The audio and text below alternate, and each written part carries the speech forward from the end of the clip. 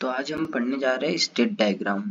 तो state diagram क्या हमको बताता है कि सिस्टम में क्या क्या स्टेट जो चेंज हो रही है वो बताएगा कि एक ऑब्जेक्ट मतलब ये सिर्फ एक ऑब्जेक्ट का बताएगा, ये बहुत सारे क्लासेस ऑब्जेक्ट का नहीं बताएगा, सिर्फ एक ऑब्जेक्ट में क्या क्या वो स्टेट से होकर गुजरता है एक ऑब्जेक्ट उसके बारे में बताएगा। ठीक है, जैसे जैसे टाइम चेंज होता है या फिर कुछ इवेंट्स परफॉर्म होते हैं उसके ऊपर तो स्टेट चेंज होती है। फॉर एग्जाम्पल, जैसे ही आपने कुछ एक बटन प्रेस किया है लाइट का, तो लाइट एक ऑफ स्टेट से ऑन स्टेट में हो गई या फिर वापस प्रेस किया है तो ऑन स्टेट से ऑफ स्टेट में हो गई है, तो इसका एक स्टेट चेंज हो गया। जैसे ही आप रिमोट कंट्रोल के जो टीवी वगैरह का रिमोट रहता है उस पे रिमोट पे चैनल चेंज करने के लिए बटन दबाते हो तो एक चैनल से दूसरी चैनल में ले जाता है, मतलब एक स्टेट से दूसरी स्टेट में ले जाएगा वो आपको, है ना।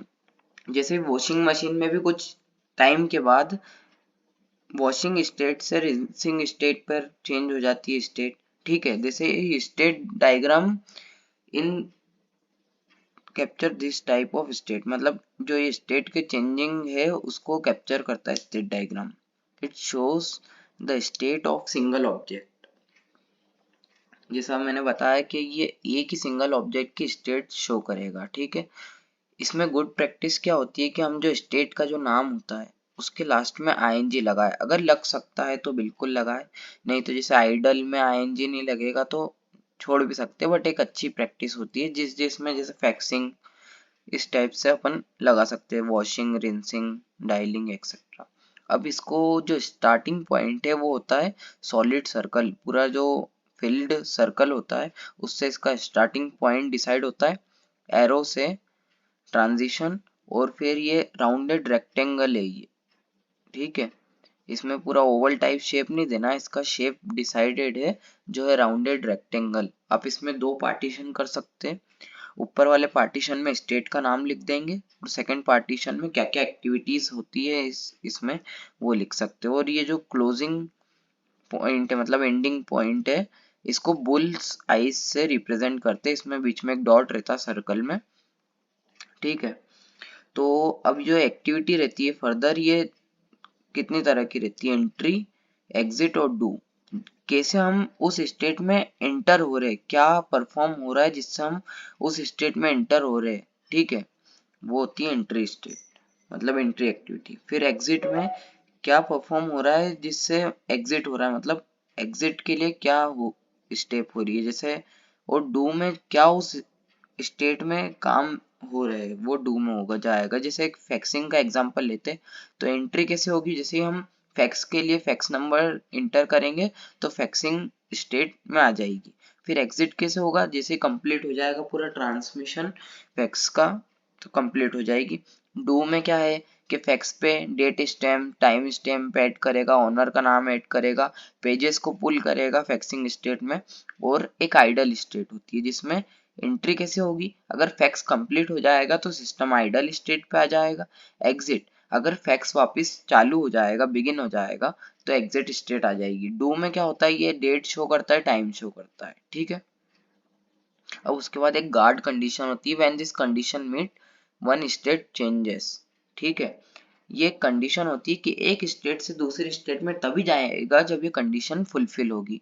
जैसे कि हम एक एग्जांपल लेते हैं, सिस्टम मतलब एक बूटिंग का पूरा सिस्टम कैसे ऑन हो रहा है, कैसे शट डाउन हो रहा है। ठीक है, तो अब इसमें एंट्री कैसे होगी, ये स्टार्टिंग है, एंट्री होगी जैसे ही हम टर्न करेंगे पीसी को ऑन तो इनिशियलाइजिंग स्टेट पे आ जाएगा, उसमें क्या होगा, इनिशियलाइजिंग में बूटअप होगा पूरा, है ना। और एग्जिट कैसे हो जाएगा, जब बूटअप कंप्लीट हो जाएगा। वर्किंग स्टेट में बहुत सारी एक्टिविटीज आएगी, वो हम बाद में बात करते हैं। ठीक है, अब जब वर्किंग पूरी चल रही है तो अगर कोई भी मोमेंट नहीं हो रहा माउस का या कीबोर्ड का 15 मिनट्स तक, एक 15 मिनट आइडियल टाइम दिया है। ठीक है, वो आपने जो टाइम डिसाइड किया होगा वो आ जाएगा, तो स्क्रीन सेविंग मोड पे चले जाएगा। और जैसे ही की स्ट्रोक और माउस का मूवमेंट हो जाएगा तो वापस वर्किंग मोड में आ जाएगा। अब वर्किंग मोड से जैसे ही हम अपन शट डाउन के लिए प्रेस करेंगे बटन तो शट डाउन हो जाएगा। इसमें एग्जिट क्या होगा, जैसे शट डाउन कंप्लीट हो जाएगा। अब इसमें क्या क्या होगा, ऑल एप्लीकेशन क्लोज, सारी एप्लीकेशन क्लोज होगी डू में, इसमें और भी बहुत सारी चीजें होगी। ठीक है, अब ये वर्किंग स्टेट जो होती है इसकी बहुत सारी अलग अलग स्टेट होती है। ठीक है, जैसे कोई इनपुट दे रहा है, फिर वो रजिस्टर कर रही है उस इनपुट को, फिर क्या विजुअल दिखाना है वो, तो ऐसे उसकी सब स्टेट रहती है। अब ये सब स्टेट दो तरह की रहती है, सिक्वेंशियल और कॉन्करेंट। कॉन्करेंट में मतलब साथ में बहुत सारी स्टेट चलती है, वो एग्जांपल दूंगा, और सब सिक्वेंशियल में एक के बाद एक स्टेट्स होगी, ठीक है। और कंपोजिट स्टेट वो स्टेट होती है जिसकी सब स्टेट्स होती है, जैसे वर्किंग, वर्किंग में बहुत सारी सब स्टेट्स है, तो ये कंपोजिट स्टेट है, ठीक है।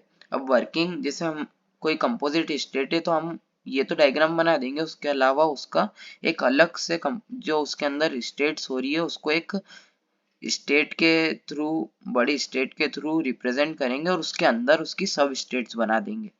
अब जो ये कॉन्करेंट स्टेट है उसको डिवाइड कर देंगे हम डैश लाइन से, जो साथ में परफॉर्म हो रही है, जैसे वॉचिंग सिस्टम क्लॉक, क्लॉक पूरे टाइम वॉच हो रही है और अपडेट हो रही है डिस्प्ले पे, जैसे ही एक इंटरवल हो जाता है अपडेट हो जाती है, ठीक है। तो कॉन्करेंट चल ही रही है, मतलब वर्किंग में जो सिस्टम है उसके साथ ही में ये स्टेट चल रही है, ठीक है। अब इसमें जो सीक्वेंशियल स्टेट होता है, अवेटिंग यूजर इनपुट, यूजर के इनपुट के लिए वेट कर रही है, देन फिर रजिस्टर कर रही है यूजर के इनपुट को, फिर उसके बाद विजुअल कर रही है, ये यूजर ने क्या इनपुट दिया उसके अकॉर्डिंग क्या उसको दिखाना है, ठीक है। फिर ये जैसे ही काम हो जाएगा वैसे ही वापस वेट करेगी यूजर के इनपुट के लिए। तो इस टाइप से स्टेट डायग्राम पूरा वर्क करता है। Thank you guys.